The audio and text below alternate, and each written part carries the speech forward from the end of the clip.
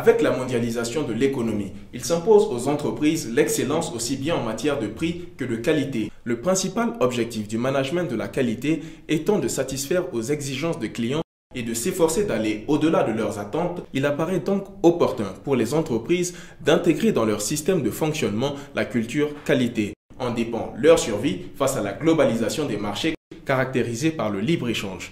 Mesdames et messieurs, bonjour et bienvenue dans ce 12e numéro de votre magazine économique et scientifique sur la performance des entreprises Africanorm. Découvrons le sommaire.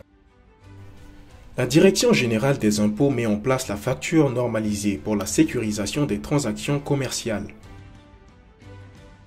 Notre invité dans ce numéro d'Africanorm est M. Adama Badolo, directeur général des impôts, avec qui nous nous entretiendrons sur l'opérationnalisation de la facture normalisée au Burkina. Enfin, notre focus innovation portera sur le groupement d'intérêt économique Bioprotect, qui propose des solutions saines et innovantes pour sécuriser et améliorer les récoltes.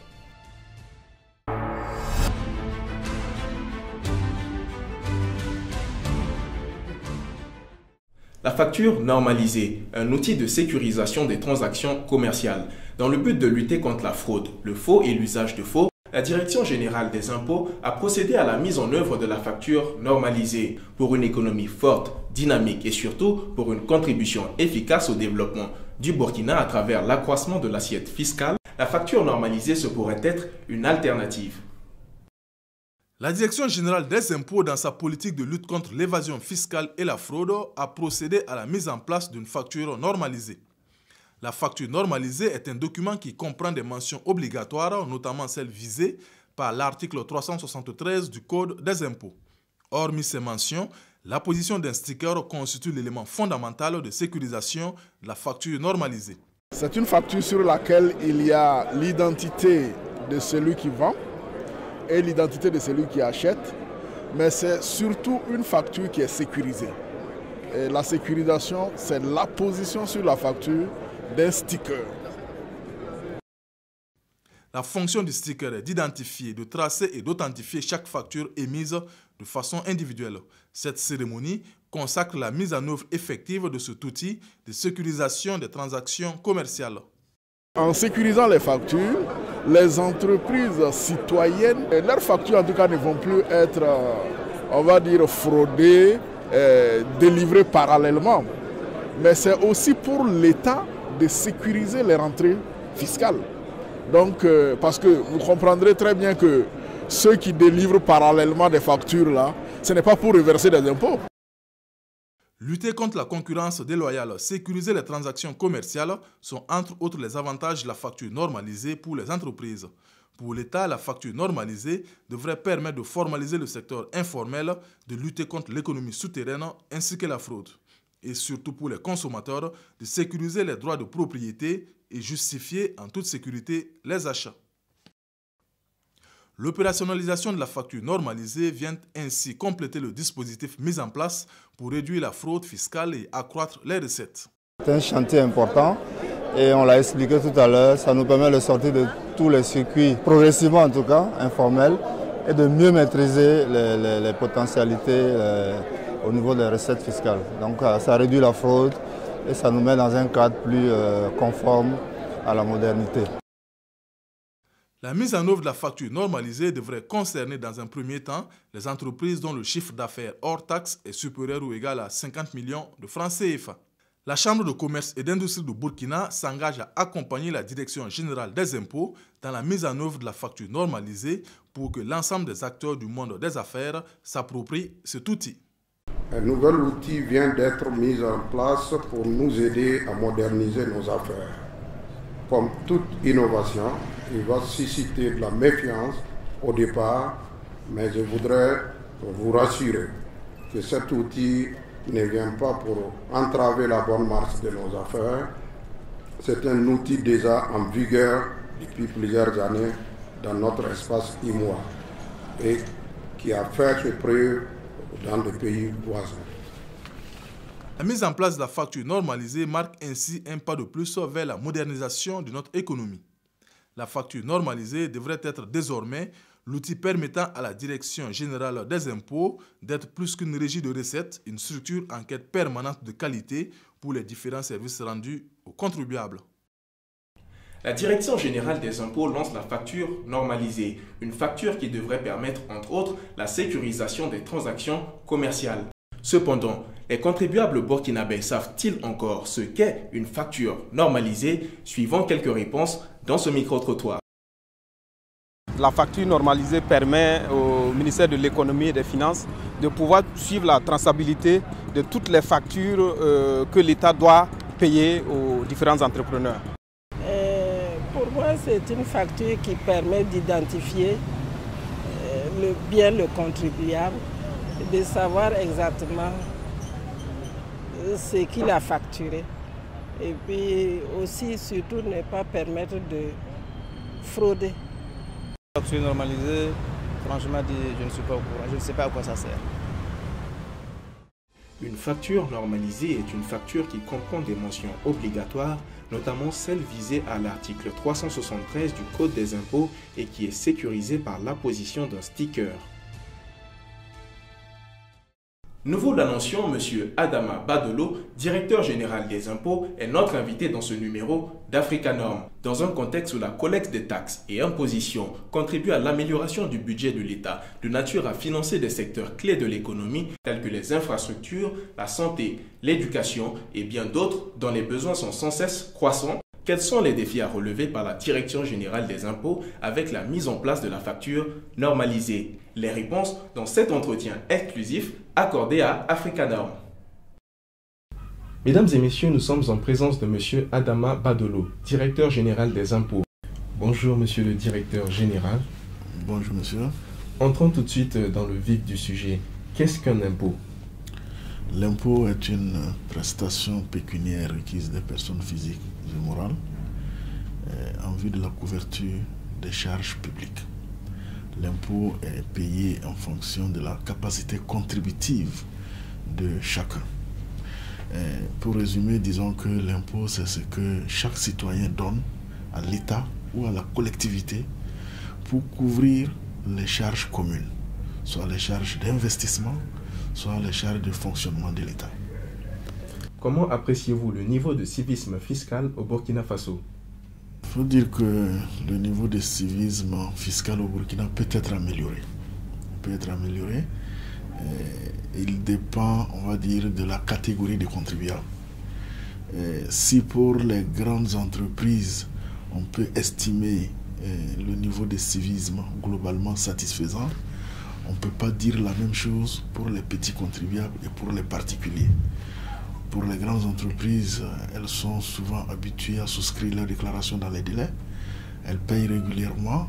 C'est aussi vrai pour une bonne partie des moyennes entreprises.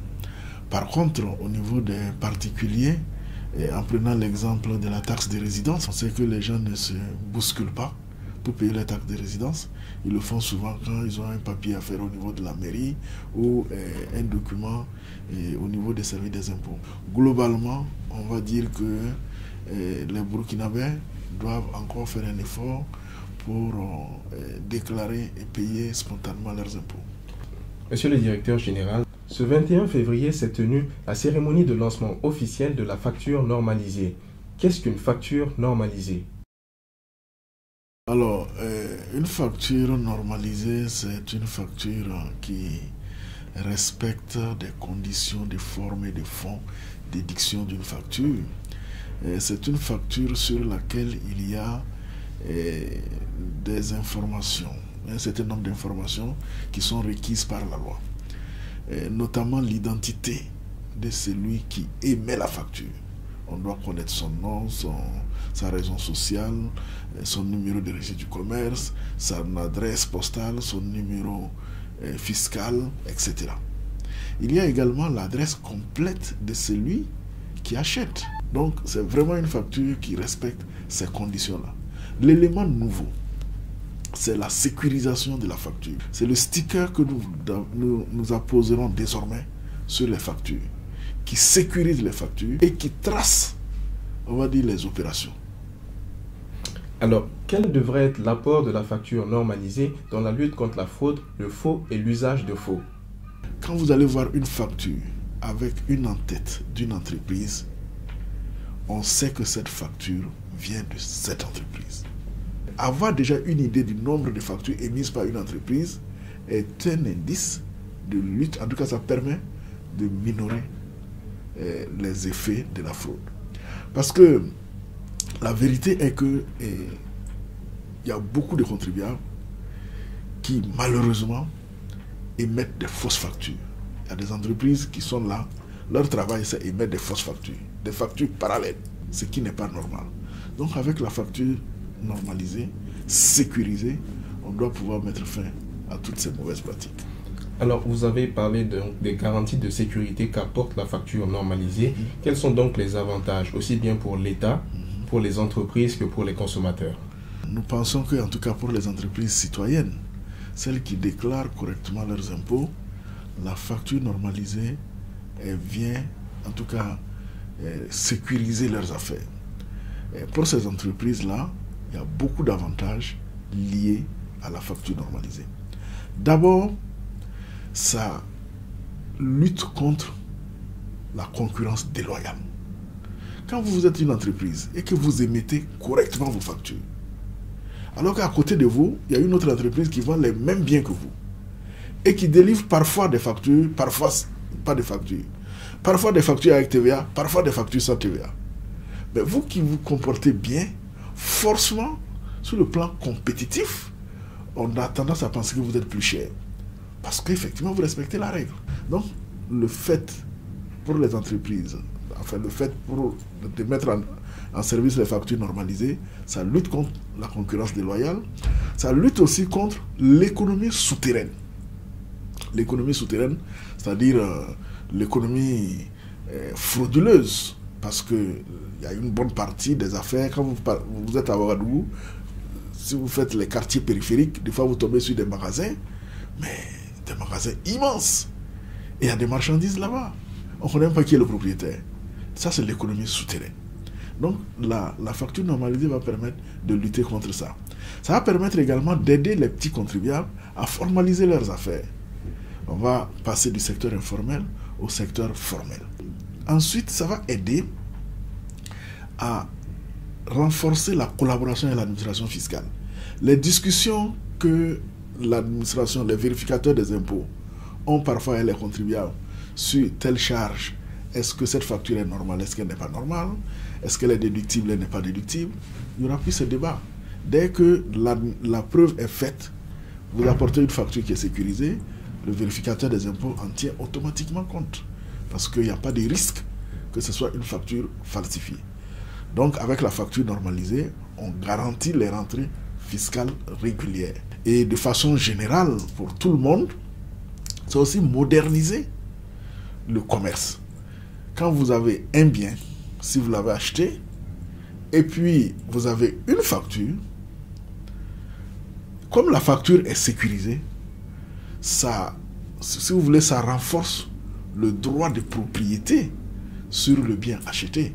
Mais si la facture n'est pas sécurisée, par exemple, si vous achetez une mobilette avec une facture qui est fausse, si demain il y a un problème, vous ne pouvez même pas faire la preuve que c'est vous qui avez acheté, vous avez acheté ça à tel endroit. Mais si c'est une facture sécurisée, mais tout le monde est en sécurité, y compris le consommateur. Quelle est la contribution de la Direction générale des impôts au budget de l'État? Alors pour l'année 2016, nous avons recouvré les derniers chiffres. J'avais annoncé 594,6 milliards, mais les derniers chiffres, les chiffres actualisés, nous indiquent que nous avons atteint 595 milliards pour 2016, ce qui, en gros, représente un peu plus de 95% de notre objectif. De l'année, qui était à 622 milliards. Pour 2017, il nous a demandé 720,7 milliards. C'est ça l'objectif. Et c'est un accroissement de plus de 126 milliards par rapport à ce que nous avons fait l'année dernière. Donc, comme on l'a souvent indiqué, ça fait plus de 50% des ressources propres du budget de l'État. Donc pour indiquer un peu la place que la Direction générale des impôts occupe, en tout cas dans le dispositif interne de mobilisation des ressources. Monsieur le directeur général, Africanorm est un magazine spécialisé sur la qualité et les innovations. Quel est votre mot de la fin? Africanorm est l'occasion qui nous est donnée pour parler de la Direction générale des impôts, pour parler du système fiscal burkinabé. Nous avons dit que la fiscalité, l'impôt, c'est l'affaire de tous. C'est l'affaire de toutes les populations. D'abord parce que ça concerne tout le monde, puisque chacun doit payer l'impôt. Ensuite, le fruit de l'impôt, c'est notre argent tous, puisque c'est le budget de l'État, et l'État nous appartient tous. Donc chacun doit se sentir concerné par la question fiscale. Donc je saisis vraiment cette occasion pour lancer un appel à nos compatriotes, pour leur dire que chacun doit se sentir concerné par la question fiscale, travailler à promouvoir le civisme fiscal, à sensibiliser autour de lui pour que chacun accepte payer son impôt.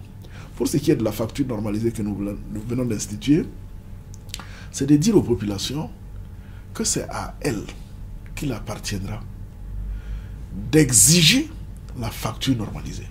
Et c'est la meilleure garantie pour que la facture normalisée soit une réussite. Merci encore. Merci monsieur le directeur général, nous sommes déjà au terme de notre entretien. Nous espérons que votre appel sera entendu. En tout cas, merci de nous avoir reçus. Merci beaucoup.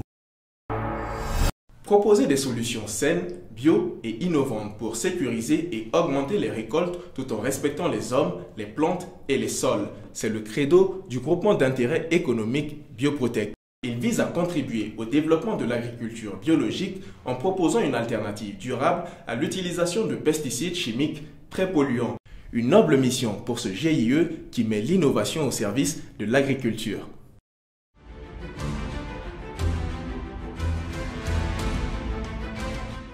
L'utilisation abusive des pesticides chimiques très polluants dans les cultures constitue des dangers pour l'environnement et aussi des menaces pour la santé humaine.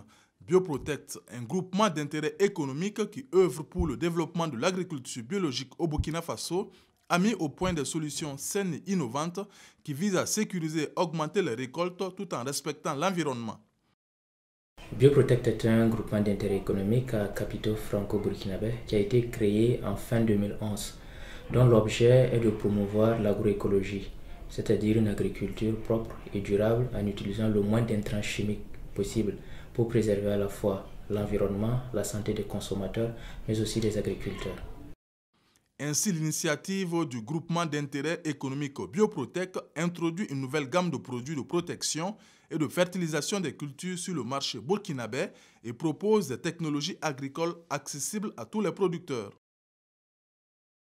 Étant donné qu'on ne peut pas utiliser des pesticides ni des engrais chimiques, les produits donc, de Bioprotect nous aident à la fertilisation, à la croissance des plantes et puis au traitement des attaques.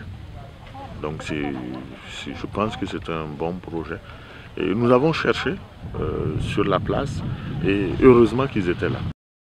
Pour répondre au mieux aux besoins même des plus petits exploitants, Bioprotect s'est entouré de partenaires qui l'appuient dans la mise en œuvre de ses actions en faveur de la protection biologique des cultures afin d'obtenir les meilleures réponses aux problèmes de production.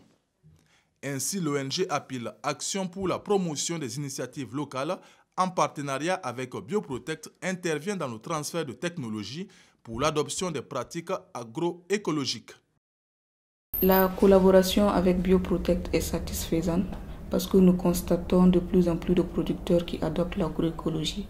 Ils ont adopté l'agroécologie parce qu'ils ont vu les expériences sur le terrain, ils ont cru à ces expériences et ils se sont lancés dedans. Et cela, c'est grâce à l'appui de Bioprotect, aux différentes formations et aussi aux intrants biologiques qui sont disponibles et accessibles dont on peut se procurer pour substituer l'utilisation de pesticides chimiques. Afin d'assurer la qualité de ces produits, les intrants mis au point par Bioprotect ainsi que les légumes issus de la production sont soumis au Bio-SPG, un label de certification qui garantit la production selon la norme burkinabé en agriculture biologique délivrée par le Conseil national de l'agriculture biologique. La certification bio-SPG est une labellisation qui garantit la qualité biologique des produits issus de l'agriculture biologique. Alors, le SPG est adapté au contexte local, national, et l'objectif est de réduire les coûts liés à la certification et permettre aussi aux populations locales de pouvoir avoir accès à ces produits sains. Compte tenu de la prise de conscience croissante des enjeux environnementaux et sanitaires et des dangers liés à l'utilisation abusive de pesticides chimiques très polluants, Bioprotect a mis en place un plan d'action qui se décline en plusieurs axes en vue d'accompagner le monde paysan pour des productions saines et de qualité. Les actions menées par Bioprotect sont de divers ordres. Nous avons d'abord le premier axe qui est celui de la recherche-développement qui vise à mettre au point de nouvelles formules ou des produits de traitement biologique pour lutter contre les ravageurs et les maladies des cultures. Tout ça pour réduire l'utilisation des pesticides chimiques. Le second axe est celui bien évidemment de la formulation de la production de biointrants. Ces biointrants sont spécialement des biostimulants qui ont cette double vocation de protéger la culture mais aussi d'améliorer la fertilité des sols. Le troisième volet d'intervention de Bioprotect est celui de la formation. Donc formation des producteurs, formation de tous ceux qui souhaitent adopter un système de production durable qui préserve l'environnement et le sol. Les produits issus de l'agriculture biologique représentent une alternative économique pour les agriculteurs sans nuire à leur santé et aussi à celle des consommateurs. Pour faciliter l'accès à ces produits, Bioprotect offre la possibilité de livrer à domicile des légumes bio qui suscitent de plus en plus d'intérêt chez les consommateurs. Les légumes bio qui sont vraiment pour tous. Ce n'est pas seulement quelques légumes. Donc par exemple, si j'ai besoin d'oseille, si j'ai besoin de feuilles, si j'ai besoin de feuilles de baobab, des aliments qu'on trouve habituellement dans l'alimentation habituelle au Burkina, je suis sûre que je peux avoir ces produits-là qui sont des produits bio. Donc je peux me faire boulvaka ou n'importe quelle sauce en étant tranquille parce que je sais qu'il n'y a pas de produits chimiques toxiques. Concept d'actualité, les produits bio ont un impact social, économique et environnemental très important. Et pour apporter les meilleures réponses aux problèmes de production, les solutions biologiques proposées par le groupement d'intérêt économique Bioprotect sont des valeurs sûres pour la construction d'une agriculture saine et durable. Mesdames et messieurs, vous avez été précédemment nombreux à nous envoyer vos réponses afin de tester vos connaissances sur la qualité en répondant à la question de savoir qu'est-ce qu'une norme. La lettre correspondante à la bonne réponse était la lettre B. Une norme est un accord documenté qui définit des exigences, des spécifications, des lignes directrices ou des caractéristiques à utiliser systématiquement pour assurer l'aptitude à l'emploi des matériaux, produits, processus et services. Dans ce numéro d'Africa Norm, la notion que je vous invite à définir est la suivante. Question. Qu'est-ce qu'une facture normalisée? Réponse A. Une facture normalisée est une facture qui permet l'importation de produits bio au Burkina Faso. Réponse B. Une facture normalisée est une facture normale émise par la Direction générale des douanes. Réponse C. Une facture normalisée est une facture qui comprend des mentions obligatoires, notamment celles visées à l'article 373 du Code des impôts et qui est sécurisée par l'apposition d'un sticker. Merci d'être nombreux à nous envoyer vos réponses à l'adresse qui s'affiche sur votre écran.